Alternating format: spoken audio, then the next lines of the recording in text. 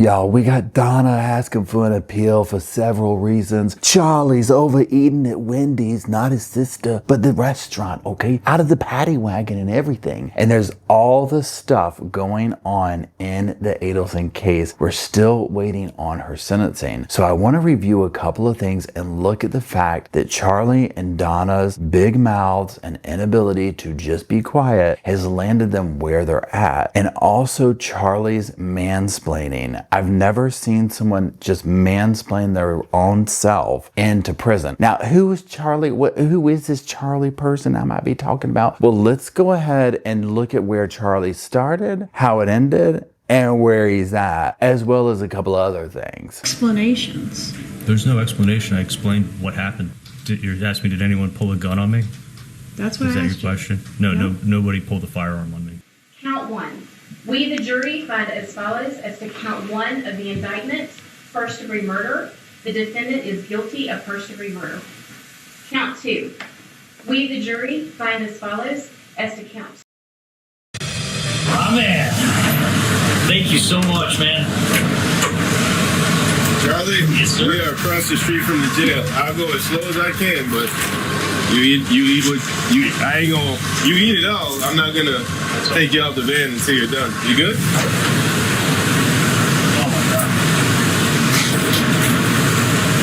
All that money, all that privilege, all that attitude, and where are we at with it? We're scrambling for a McDonald's dollar menu, whatever it is, french fries in the back of the patio, like sitting there shaking, fries all hanging out of his mouth. Can't even sit there and get the food into his mouth. Now, his mother, Donna, don't forget about her. She was just on trial. Let's take a look at one of her moments, let's say, that she was famous for in trial. Reactions concerning any head movements, any expressions of disagreement, or any emotional outbursts. The jury must decide this matter on the merits, on the evidence. Do you understand this? Yes, I do, Anna. But I can't. When I looked at poor little Danny, it pulled at my heartstrings.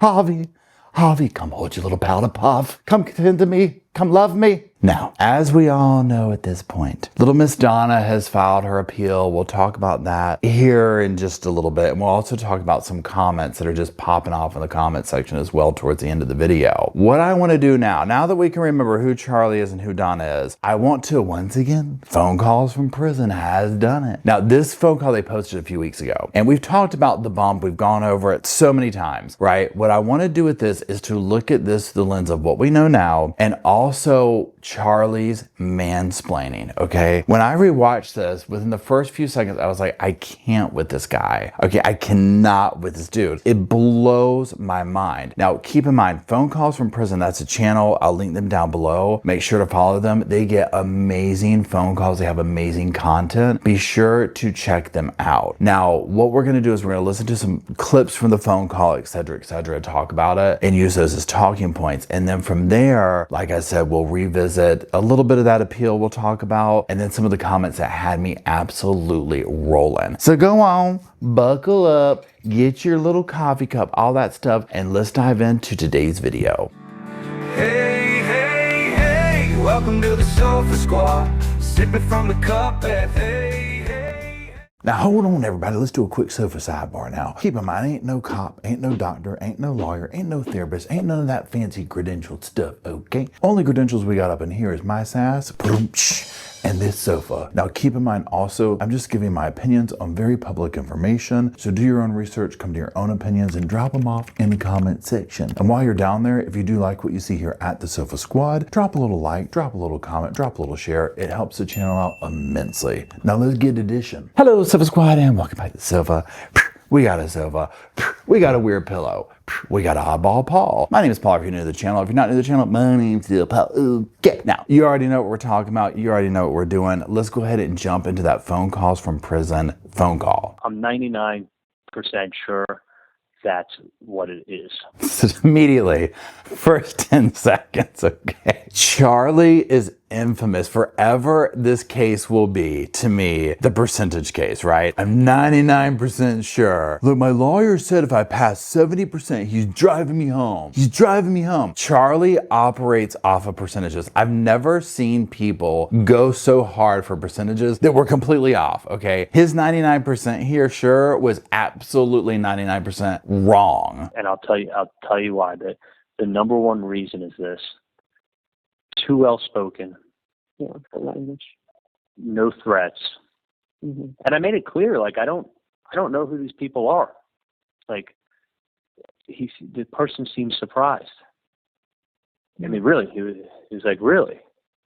I go, yeah. I'm like, listen, I don't know who these people are that you're talking about. Well, I guess let's just call it off. We're not going to extort you no more. Now, if you follow this case, then you'll know that the Adelsons are very big on saying they've been extorted, okay? This is what the narrative was, is to, they didn't kill Dan, they were extorted by the killers, right? Donna even pulled the extortion thing, saying she was being extorted by other inmates in prison. This is their go-to story. Now, again, what Charlie's talking about is the bump. If you're unfamiliar with the case, what the bump refers to is an undercover sting, essentially. The crime family of the Adelsons started with Donna Adelson, and it went to Charlie, and then it went to Catherine Magbuana, who Catherine handled the hitman. And so once the crime, they had gotten away with it, a couple of years go by, and the feds or whoever is on to them, they're trying to figure out what's going on. They're monitoring calls, but nothing's being said. And so the feds and the cops and all these people, I don't know if it's the feds, I just keep saying it sounds more official, okay? But the law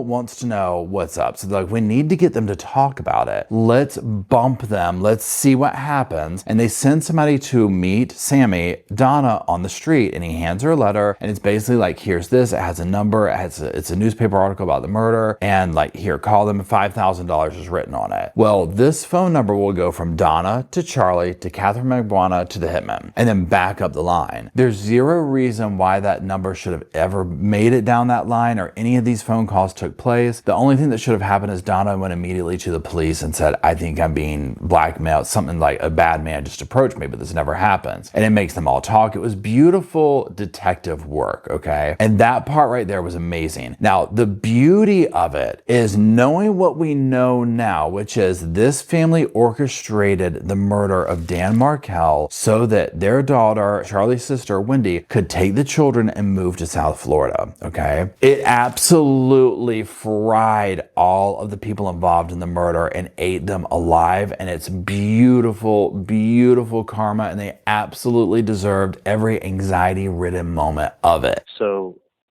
and he took the route of like, like, you got to take care of so-and-so, you're taking care of this family. I go, no one's taking care of anybody. I said, he left it with me with do the right thing. Mm-hmm. That's not language.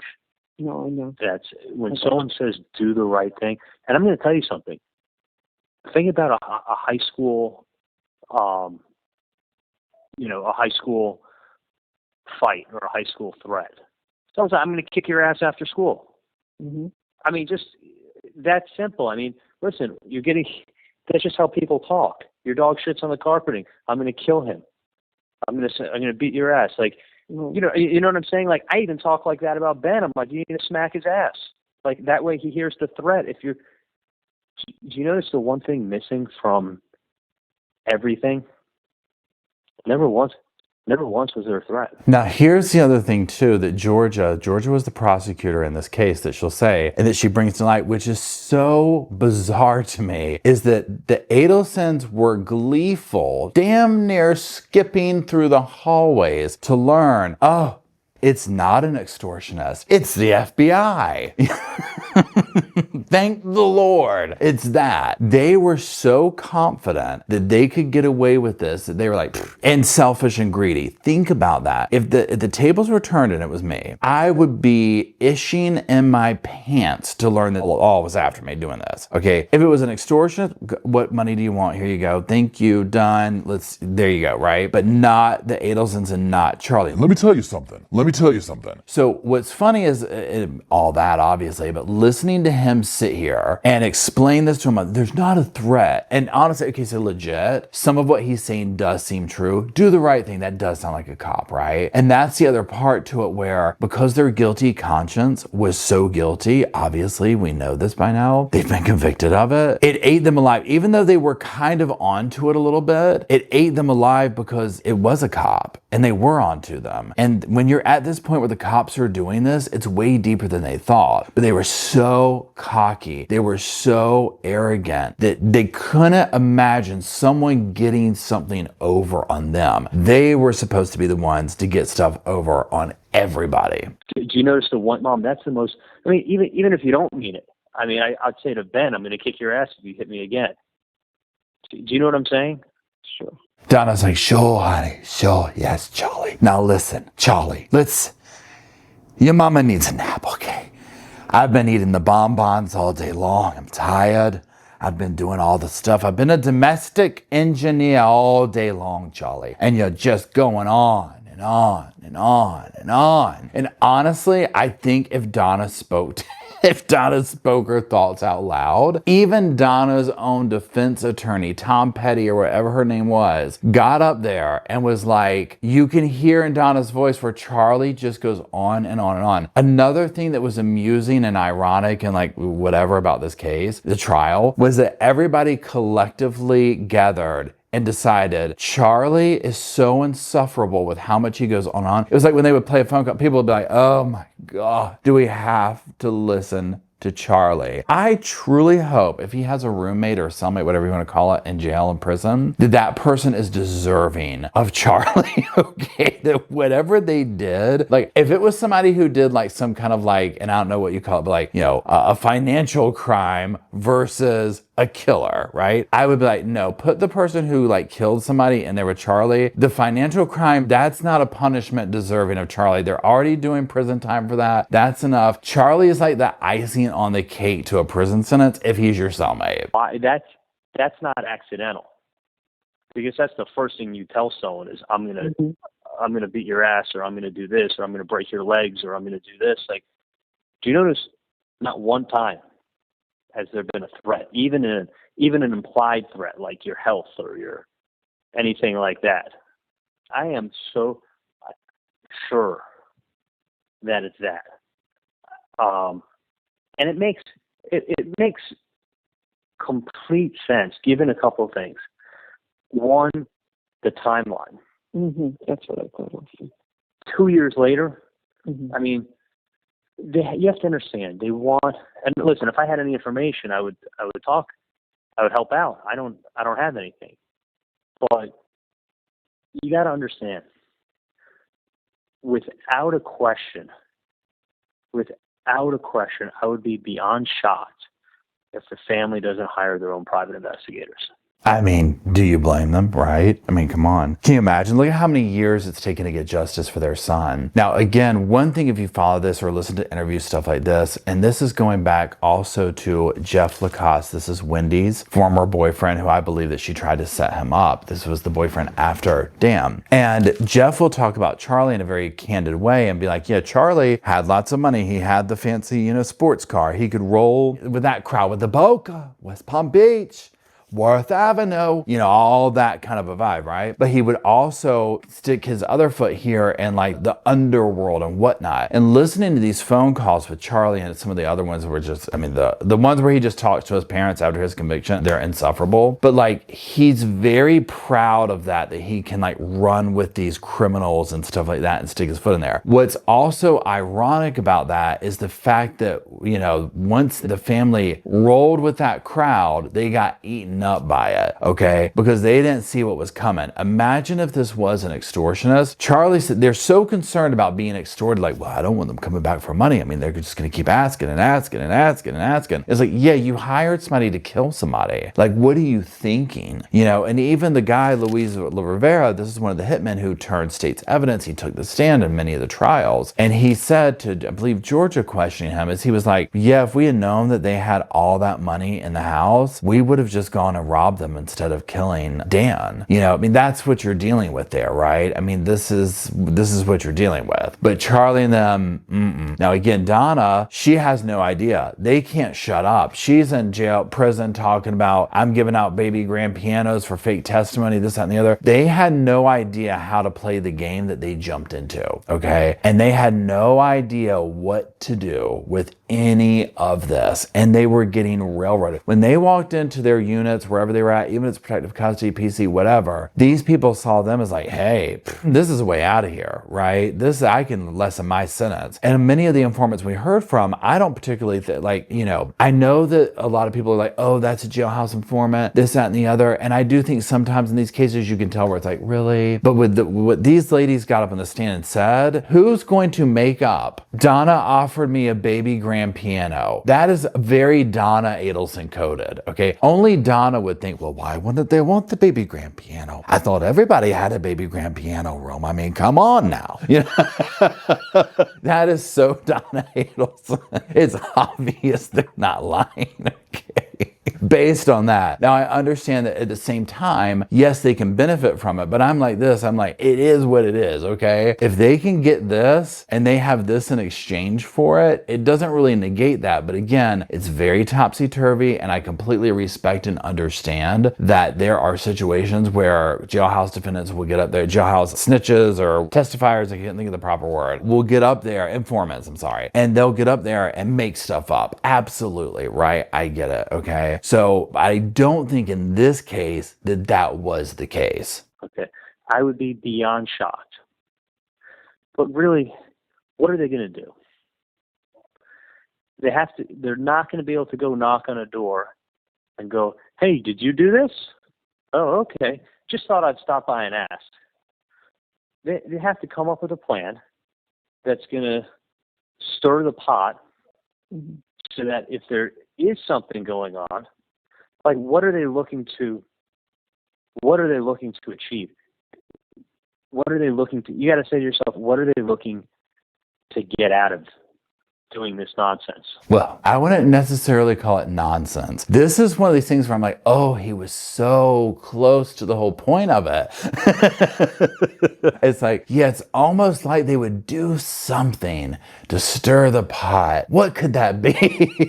And here we are. Yeah, they already did it, dude, okay? I'm like 98.275% sure that they stirred the pot and it worked, okay? But again, beautiful detective work. It's what took place. It's what they did. Now, on that note, let's talk a little bit about this appeal and all this type of stuff. So, Donna was found guilty, okay, right? She was found guilty relatively quickly. She went off to the big house. Well, we're waiting on sentencing at the time of this video. She has filed her appeal. Now, I'll say this before we even talk about the appeal and whatnot. This is standard protocol, right? Am I shocked that it was? No. Anybody's going to do this. We would be doing it the whole 9 yards, right? This is very normal. They're finding any and every little thing they can do to get her out of prison. Technicalities, this and that. And a lot of the stuff she went down was, number one, the jurors coming out and speaking on podcasts and situations like that. To me, the jurors in this case did not say anything that triggered like I can't believe they said that. But obviously the defense, that's their job, is to pick stuff apart and bring things up. Now, if you revert back to the most recent case that we did with, I believe it was Lori Daybell, where a juror immediately outside the courtroom and was interviewed by people and made a couple of comments that made it sound like he had listened to something about Lori like the day before they went to a verdict or whatever. That was like, okay, hold on now, everybody. But these jurors, from what I've heard of them, are very respectful of the process, very respectful of the way they came to their decision and conclusions. The fact that they've gone on podcasts and talked about it afterwards, it is what it is. That's one of the benefits that we have here. If you followed me through the Australian mushroom murder case, you'll know that they don't have that kind of stuff going on there, right? You're not seeing a lot of that. A lot of the information, it's withheld to the public. So that is a benefit. Now, one of the things that Donna brings up, and we saw this in the beginning clip, was her emotional, Donna would put on a show, okay? And one of the shows that she would put on, well, even leading up to trial, was her, she would sit there and be like, when the defendant does this, when, say, the state's talking, like, That doesn't fly over well, right? At all. And me personally, I don't think it looks good to the jury. I mean, whether they can't help themselves doing that or whether it's them trying to influence a jury, I don't think a jury is wanting to see the defendant go, you know, they're lying. There's already a level of, we need to really hear what the state's saying, because most people, they're going to believe what the state's saying, okay? Not all the time, but for the most part, it is what it is. So Donna doing the crying, doing the this, doing that, you know, and when Dan's autopsy pictures were showed, she went on and on and on and just blubbering over there. Now, we had already heard these horrible things come out before the autopsy photos of things she said about Dan. So for her to sit there and do that was so uncalled for and so fake. So let's just look at one quick excerpt from the appeal that she did to kind of sum up the general vibe of what they're after. So I'm just going to put this on the screen. It's number 67. It says, during the course of the trial prior to the reading of the verdict, the defendant did not do anything to disrupt the proceedings. She did become tearful during her first sight of autopsy photographs and got choked up when her children appeared to testify against her. She did not speak out. She was not sobbing out loud. She was not crying out loud. She did need tissues to wipe away her tears, but she made no noises that distracted the jury in any way. Even the victim's parents noted that she showed no remorse due to her lack of emotion during the trial. This impacted the decision of the jury, resulting in Ms. Adelson's not receiving a fair trial. Okay, so another thing that's coming out, and we're seeing Chad Daybell talk about this in his letters as well, is well, my lawyer told me not to be emotional, and that made the jury think a certain way, and you know, and even though it's like, okay, Donna wasn't doing this, that, the other, Donna is dramatic. Demona. Let's call her demonic, okay? That was what do you go, Freudian slip? Demona. That's like Donna's demon drag queen name. Demonica. Demonica Lakes. Demonica Lakes of Fire. Okay, anyway. So, Demonica, she's emotionally manipulative. This is what she does. Can't you imagine her at like a family dinner or whatever, and she doesn't get her way? She's gonna sit over there at the plate, not saying one word, weeping. Okay, that's what Donna does. You know, I'll eat the burnt hamburger. The children can have the good hamburgers. Give me the burnt one. I'm just the mother that brought you all into the world. I don't deserve anything but that burnt up, crispy hamburger. Happy Mother's Day, Wendy.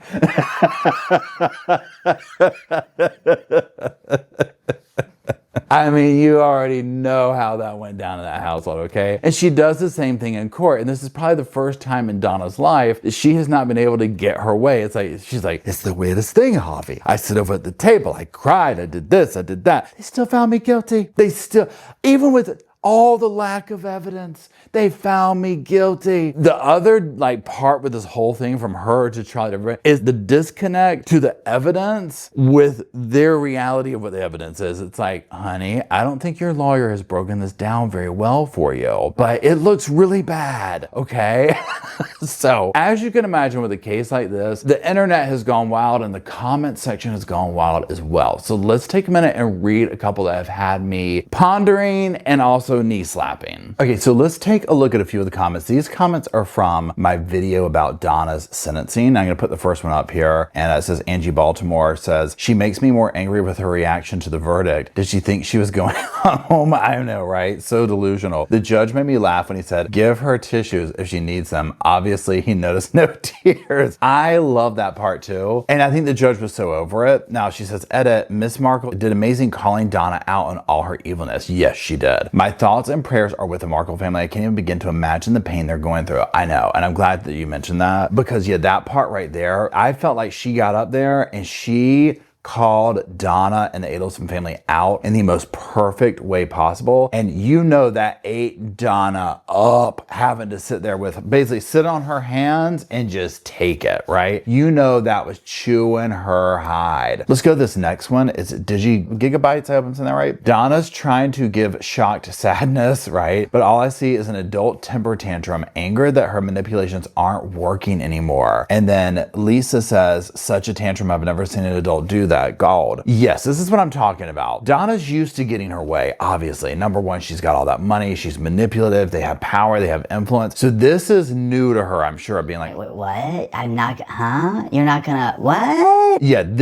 no, she didn't like this. And that's what you're seeing, a literal temper tantrum. Now, let's go to this last one. It's from T. Doran. I love this so much. One thing I can't figure out, with all the money the Adelsons have, why do they pick such terrible attorneys? They can clearly afford better. And I question this too. And I've heard, this is sofa speculation, weird pillow in the hand speculation. I've heard someone say in the grapevine comment section somewhere about, oh, they wanted to basically hire these people because they knew that they could come back on like ineffective counsel or whatever. Is that true? I don't know. I would sit here and say, like, okay, when I think of attorneys, so for example, I can't think of his name, but the guy who represented Karen Reed, okay, could he have gotten Donna Adelson off? Could he have worked around the evidence in the bump? High power attorneys like that who are like, they know how to go into a case and like, bam, let's get into it, right? I felt like with the attorneys that she had, they weren't really equipped for this, or maybe, I don't know. I mean, I questioned it too. Now, for me also, I feel like an attorney is only as good as the evidence that they have to work with, if that makes sense, right? And that's from, I'm not an attorney, but it's almost like they only have so much to work with. And I felt like what they had to work with here was really, really damning. The bump was terrible. I've said this in many of my videos about this. You can lose the jailhouse informants, all that kind of stuff. For me, the evidence is the bump. Like once that came out, I was like, there's no, and let me put it, the phone calls that go with it, all that evidence, but you can lose, the informants, the this, that, Catherine, all these people, and just show me the evidence of the phone calls that were associated with the bump. I don't need to see Harvey and Charlie talking about the restaurant, all of it. That to me was the seal of fate for them. And so I don't know if an attorney could really get them out of that. Definitely they could probably do a better job than these two did, yes. Now again, I'm not an attorney. Other defense attorneys, I'd be curious what they have to say, like Josh Ritter, I'd be curious what his take is on the defense. Lawyer, I would be curious what his take was. If you've heard that, I've not watched their stuff on this particular case a lot. What I'm getting at is I haven't heard either of those gentlemen say, this is my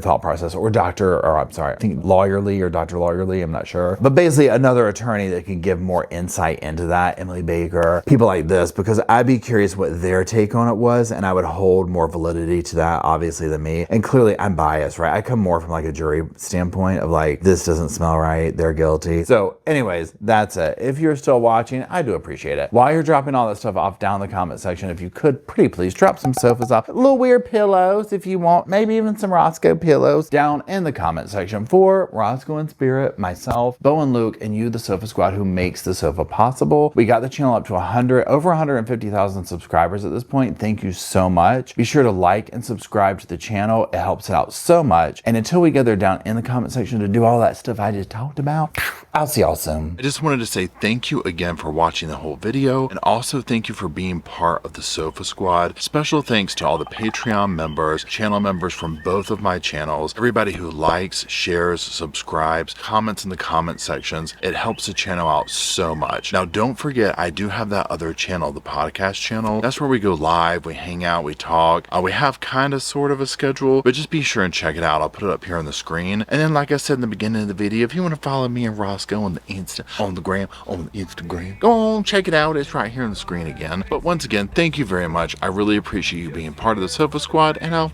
see you in the next video. Hey, welcome to the Sofa Squad. Sipping from the cup that hey, come laugh with the Sofa Squad. Can't roll my damn eyes hard enough.